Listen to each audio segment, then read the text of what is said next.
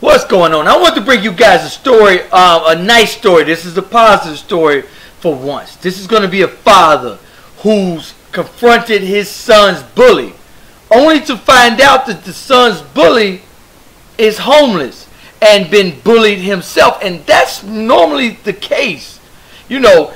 And I'm glad that real men step up.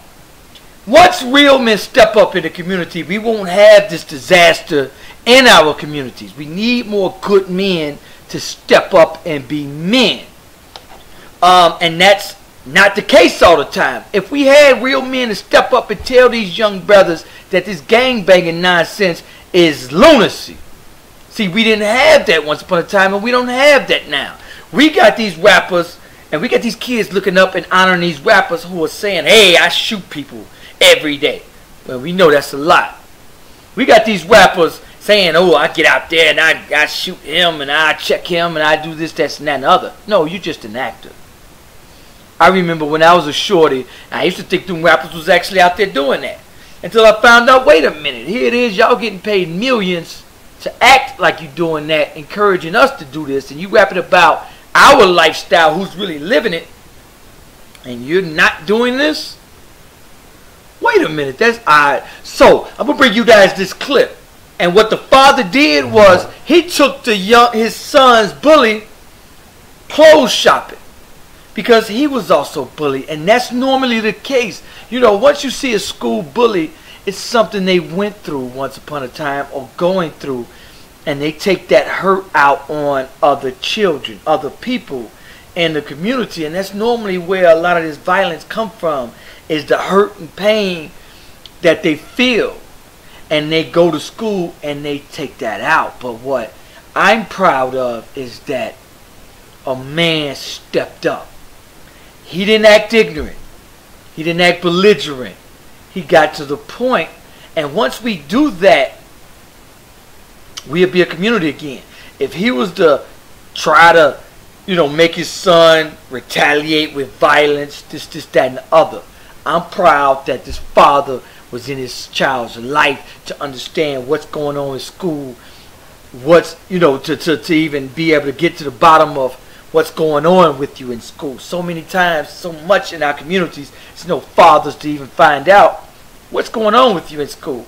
And a lot of times, you know, little young men don't want to tell their mothers. Anyway, I'm going to bring you guys that story. This is my life in the shop.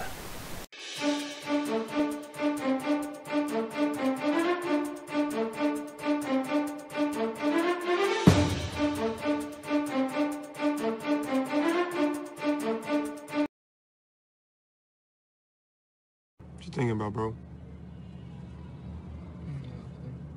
Remember what I told y'all about Jordan's bully? You know what I'm saying? How he needed some help. Put your shoulders back. Stand like you got some pride, dog. Put your shoulders back. Stick your chest up. Let it all work. Sing! Sing it! I'm going low! You out, dog. Out, son. Let me see what you're looking like. Ooh! Let me see your fresh. You're fresh right there. Let me see your feet. Let me see the... Speak your mind, sir. And so, man, what a nice act of kindness. You know, he took his son's bully. And, you know, he probably saved someone's life. That young brother probably didn't have a man in his life to do that for him. Well, obviously he didn't because, well, you know, his family's homeless. And so that young man had a lot of anger pent up in him, and he took it out on that man's son. But he didn't go out trying to get revenge on him. He didn't try to destroy the young brother. He only picked him up, man. So hats off to this father, man. If only we could get our men and be men and step up in the community. And that's one thing I've always said about our communities is that, you know, so much, you know, in the communities that we live in, we move away.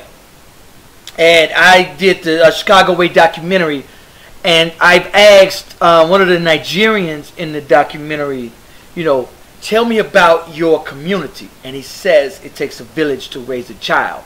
And you know, so often in Nigeria, a lot of them are so poor they don't normally leave out of the community. The grandmothers who originally lived in that community 60 years still stays there. Then the mother and the father that lives in the community, that grew up in the community, still stays there.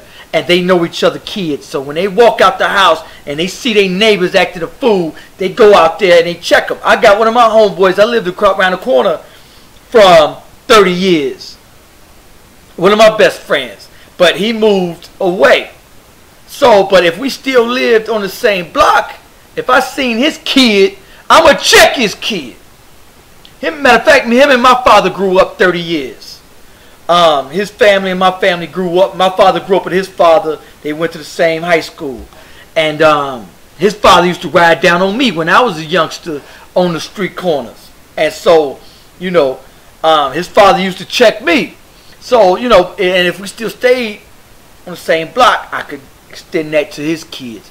If I was seeing his little kid out there fighting, or if he see my little girl out there messing up or something, you know. So if we had that unity in the community, but we always move away. We moving over here, moving over there, and we don't even know our neighbors. I don't even know my neighbors over here or over there. I don't know none of them. I didn't grow up around them. And so they wasn't able to see me grow up as a kid and grow up this, that, and the other. But anyway, you know, man, this is so much do we hear the negative that come out of our communities.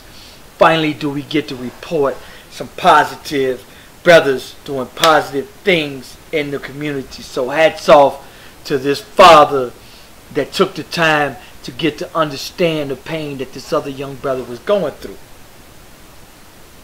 So much do we resort to violence, and we're teaching and taught violence first. I tell people, even if somebody call you the N-word, laugh at them. They expect us to act violent. They expect us to act ignorant. And we feed into it. People want us to. We are the only ones that are being taught and to be violent. Where has that gotten us? Outside of dead and in jail and last place on the economic ladder and the last place on any ladder. We lose it. So, you know, man, more men need to step up. Find out what's going on in your child's life. What's going on at school. That's it. That's it. That's all we need. This young brother who was the bully is probably going to grow up and help somebody. Probably save someone's life. He probably was going to grow up to be a killer. Homeless. Stressed. Starving. No clothes. Getting bullied. So he bullied. And when a few more years, he looked like he every bit about 13, 14. By the time he was 16, 17, that young boy was going to be a killer. That man probably saved his life. Or saved someone else's life. Probably was going to pick up a gun because of all the hate, anger he has inside. Rob someone. Kill someone. His life would have been ruined. Felony, no question. No question. We can say with absolute, at least a 90-95% certainty, that's where that young boy who was the bully was headed. We can easily say with 90% certainty, dead or in jail. Because once you fail them in school, fail them in their younger years, you lost. Anyway, I want you guys to like, comment, let me know what you think about this video. Peace, peace.